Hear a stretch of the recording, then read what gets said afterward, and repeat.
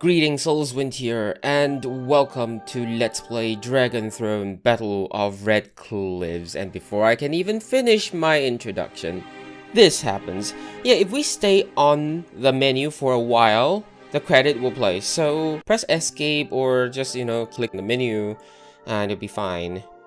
Originally, I wanted to make a troubleshooting video to fix the scrolling speed, but there were no noticeable differences when I changed the settings, so I cannot prove the veracity of the steps I found.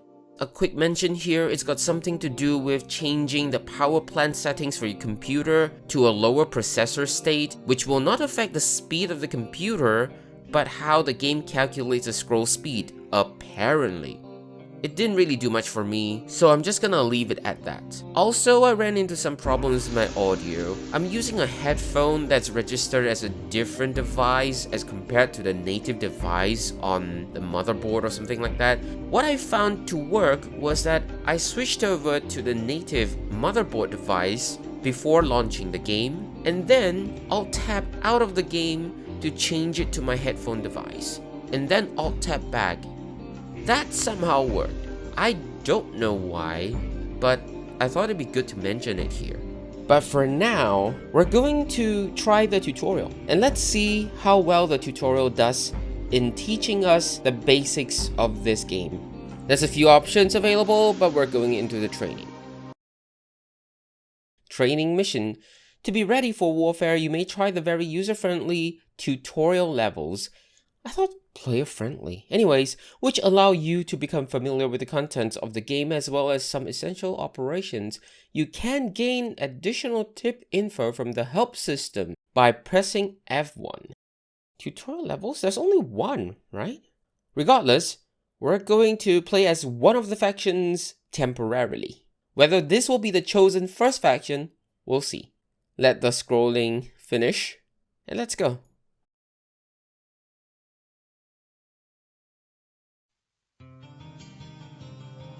启禀主公，听说那刘备在襄阳招兵买马，积收钱粮，野心只怕不小。咱们不如早日起兵，将他灭了，以免后患。公瑾之言有理，不过三军未动，粮草先行。如今城中粮草不足，战备未齐，急切不得。我们不妨先招募2个农夫，采集资源。方法是 用鼠标左键选定牌楼，再点击招募按钮。 Okay, firstly, spacebar key to pause the game. Secondly, escape to bring up the menu. Thirdly, options, and the game speed is really high. It will be a problem later, but the scroll speed also, although it's like really low, actually when you first load up the game, it is quite ridiculous, as you can see here. Yeah. Lightly tapping on the edge of the screen would push the screen focus by a lot. Same for the arrow keys. They're even worse than just using the mouse cursor. Of course, we can, just click like that on the minimap. And there are 2 minimaps. But anyway, first let's recruit some laborers. They cost 20 corn and 20 wood each, and when you hover your cursor on it, you can see that. We have a total of 8 number of laborers for, 8 population slots here. So we can unpause by pressing the spacebar key and then click this to produce 8 of them. Uh-oh, see that? Yeah. Just a light movement of the cursor. Right, if we were 农夫招 to... 募好了，我们可以让他们做很多事。用鼠标选中农夫， 然后将鼠标指针移动到树林，当指针变成活动手之后，就可以右键点击，命令农夫伐木。下面先砍伐200单位的木材，以备军需。 Nice interruption. Okay, I was saying if we were to click this, it will be like 10. We can queue up 10 of them. Click once more when it's full, and it will be infinite. So we're supposed to select this by using the left mouse button, click and drag to select a group of them, or just click to select one of them. Just pretty standard for RTS games, and then harvest wood by right-clicking after selecting the people. Now, how do we know 200 wood units? here. This one in the corner. Then this is disaster. It's fine. We have nothing in the campaign. Don't worry about that. The scrolling. There are some things that the game doesn't explain in the tutorial, and we'll go into more details later. Such as like the game not telling us that we can hover to find out, but I think it's really good that the hover tooltip appears very quickly. We don't really have to worry too much. Once we hover this over, you see it appears soon enough before we can even like wonder where it is, or like, you know, when we click, this will appear, so it's really obvious. And I think by design, that's really good.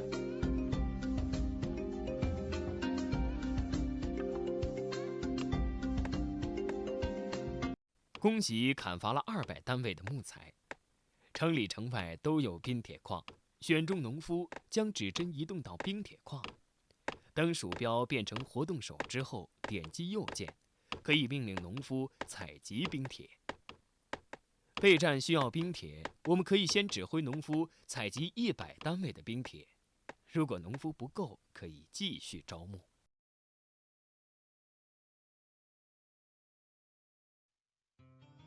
Okay, if a laborer has that overhead, you know what they're trying to do, so just tell them to do something else. So now we gotta wait for 100 units of iron. I think all of you can go get iron. Not all of you, but some of you, most of you can go get iron. Kinda interesting though, that the game wants us to get iron and not food. Like, you know, isn't food important? I guess not. The game wants iron first. Oh, anyways, while we're waiting, this is flashing here. This is mission objectives. Collect 100 units of iron, and this is like the fail condition. If we do not satisfy the condition, we fail. Now we wait. I'm gonna speed up the footage just to show how long it takes on game speed high, right? "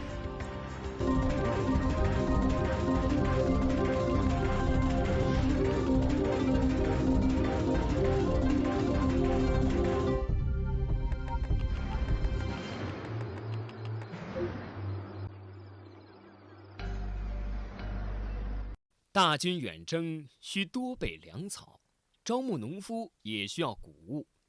选中农夫，点击建造按钮，再选择农场图标，可以命令农夫建造农场来生产谷物。下面先建造一个农场。Okay, build a farm. And let me just show you what happens if it's like slow, alright? So, game speed low. You see? Yeah, this is how slow it is. But it is necessary, which we'll see soon enough in the main campaign, alright?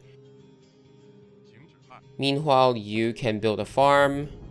Okay, a farm needs 25 gold and 70 wood. Hang on, I'll talk more about that, but Z key, the hotkey Z, here, that's a build. And then the F key, here, you can see this little corner here. Yeah, that's for using hotkeys. We can check more by pressing the F1, but it will pause the game. So we can learn some of these things like, you know, recruiting laborers, how to collect resources, how to start production, what's a rally point, and whatsoever. These are some of the more advanced things. And then when we're scrolling the map and not scrolling this one. How interesting, huh? Well, it is useful for us to scroll forwards, north and south. However, we can't go left and right, which is kind of annoying. But we can use a scroll to help us with like moving the screen north and south. And this is flashing again, so it's a different objective. Yep, that's how slow it is. So now we should speed up the game. We can speed up the scroll speed and then reduce the scroll speed, but it will not do anything, unlike the game speed. 农场建好了，选择好农夫，将鼠标移至农场。当鼠标指针变成活动手之后，右击鼠标，可以命令农夫进入农场。再选中农场，点击农夫图标，改变他们的工作状态。最后点击勾确定。好吧，现在指挥农夫生产100单位的谷物。Can you move my focus back to here, please? Thank you. Yeah, anyways, did mention this. Pause key, you can see here, this is indicating that the game's paused, alright? So, spacebar to unpause, spacebar to pause, and you can see this is here. Yeah, then this is the help, which is the same thing. Now we gotta make them do farm work, and they get registered in here. We can tell them to leave by dismissing them, and it's a nice detail. Like when there's someone in there, you can see the farm, yeah, the spinning wheel, and it's really nice. So we can click to cycle through. There's a corn farmer, a swineherd, and then idle. So idling is also useful sometimes when you want to save certain resources, because the game doesn't tell us, but each corn plot, hang on, yeah, here, each corn plot takes 40 wood to construct or plant. The game doesn't tell us that, but doesn't mean it doesn't cost that resource. We'll assign more. Yep, and once we assign the task, they will not just go in, they'll just find a plot or a space and build. And then we'll need to gather enough corn to train more of these laborers. They do level up though. You saw that it was 24, now it's 28. I'll go into more details about laborers later. Oh, but some of these information include ranking, load capacity for level 3 is 33, and move speed. And these are the current things they're holding on to.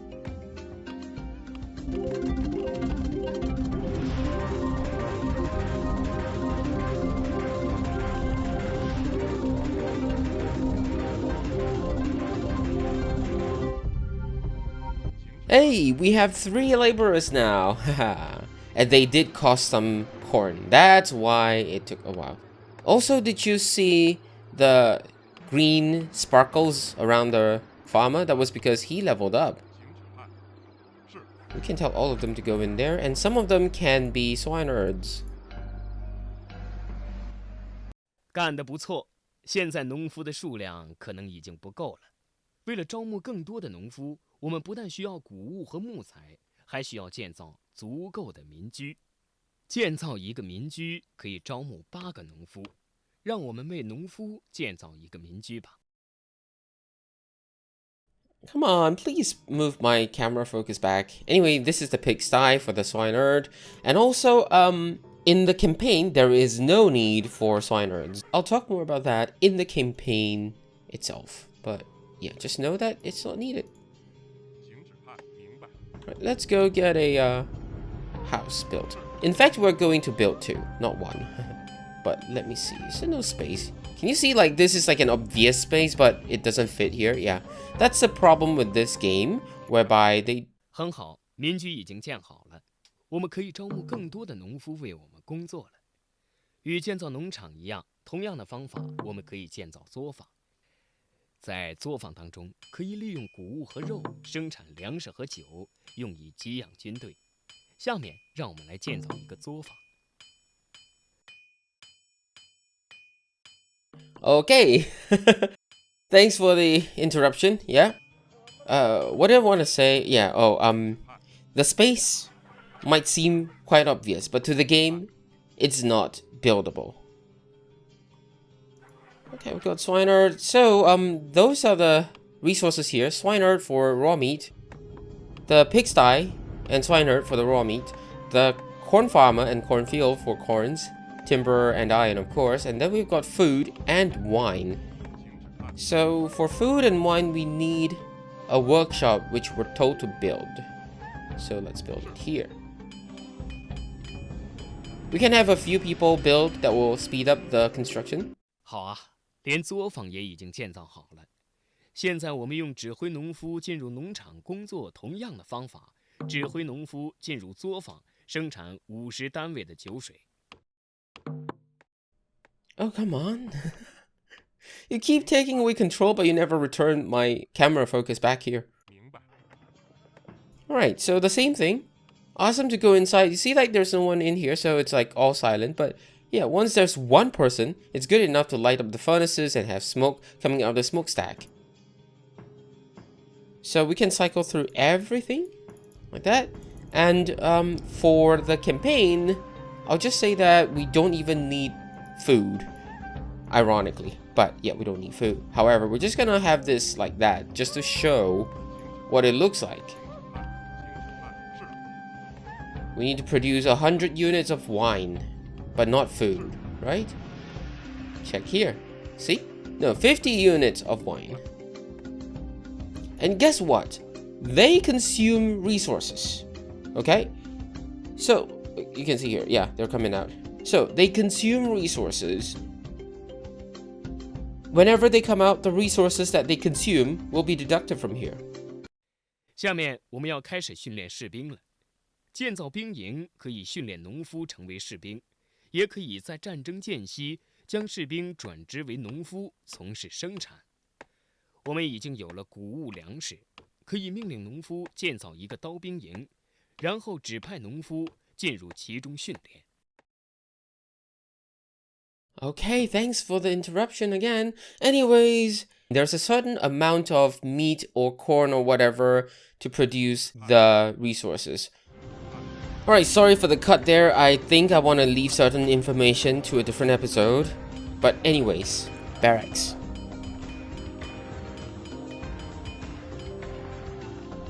有了士兵，还可以建造兵器坊，生产各种军械，协助作战。为此，我们要先建一座翰林院来发展科技。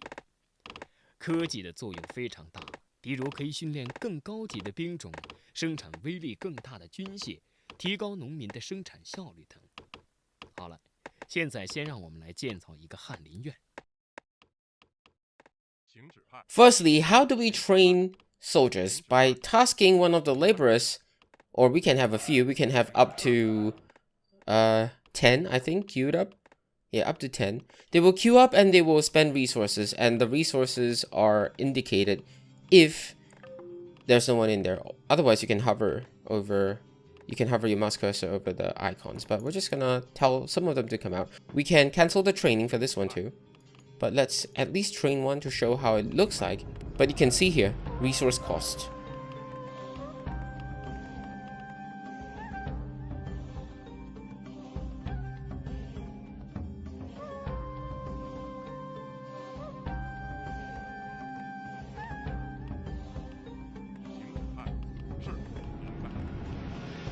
And when someone's training, this thing is animated. And the lights are lit up. Okay, now, this is the swordsman. This is a swordsman barracks. Again, 40 gold, 30 wood. They can garrison inside, but I'll talk more about it next time. Anyways, National Academy. Cost 55, 150, 18.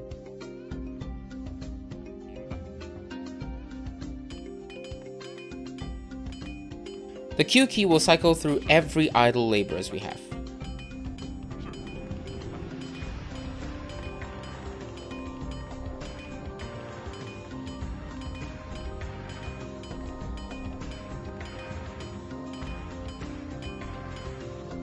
恭喜，翰林院建造完毕。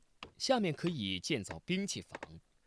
在兵器坊中可以生产多种军械，在战争中能够起到至关重要的作用。让我们指挥农夫建造一个兵器坊，然后就可以指派农夫进入工作了。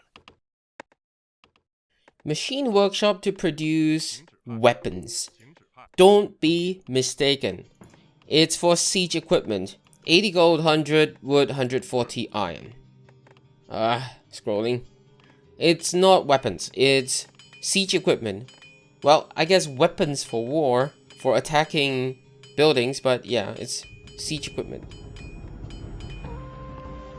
好极了！我们已经指挥农民伐木采矿、种田养猪，还建造了许多建筑物。虽然只是初步，但已经可以为战争做准备了。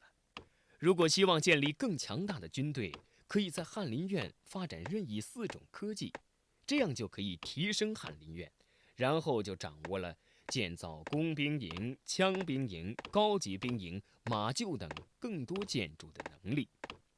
那么，现在就让我们继续发展力量，争取早日攻占襄阳，消灭刘备。嘿嘿嘿。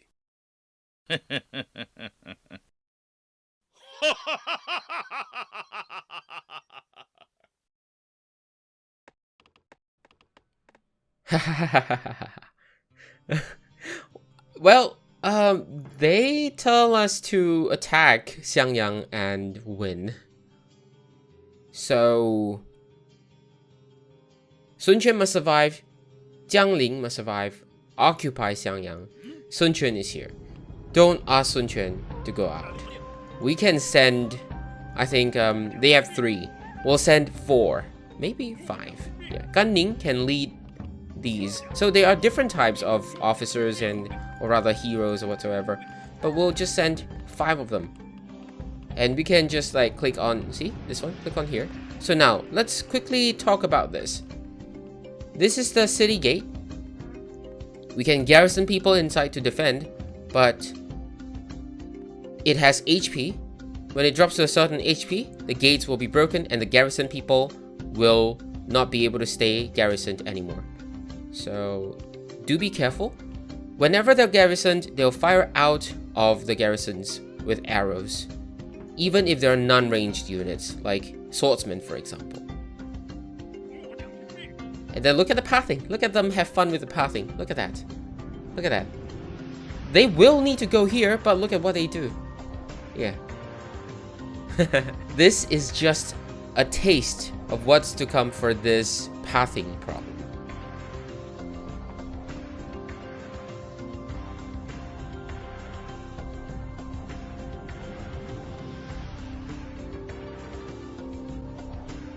Okay, click on here. Too bad I don't think we have any hotkeys to track. Oh, hang on. There's a horse here. So pick up a horse, why not? Go in.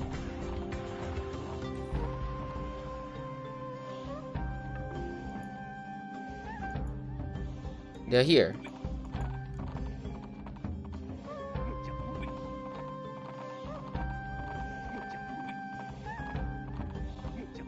And then we just have to follow the stone path to the gate. And you can see that there's like arrows coming out. Yeah, but you'll notice that there are no archers actually. Their attack range isn't exactly 1, as you can see. It's not exactly 1. Oh, they open the gates and someone's coming out. Hong Chong. Let's continue. When the gates are open, no damage can be applied on the gates. Someone's repairing already. There we go. You can see that it was 1,000. So 1,000. And you are Liu Bei. Ooh, Liu Bei was right at the gates. I was like showing the different heroes, but I'm going to block the screen just so that, you know, yeah, I don't want to have too much of a spoiler first. You know, like maybe you're just wanting to watch the tutorial, you don't want to see who's in the Liu Bei's faction, alright? So like the portraits and everything, yeah, this one is okay, we're not gonna show everyone, okay? You'd have seen me blocking this segment here so that there is no spoiler. When we play the Shu faction, then we'll introduce the heroes. Right, okay, now let's get over to the courthouse. In order to capture Xiangyang, we need to defeat the courthouse. Actually, to capture any city, to capture any county, we need to defeat the courthouse. Or a city, yeah, I think this is city. Anyway, we'll just call this a city, alright? Yeah, we need to get the HP of the courthouse down to below 1,000, but at most 1,000.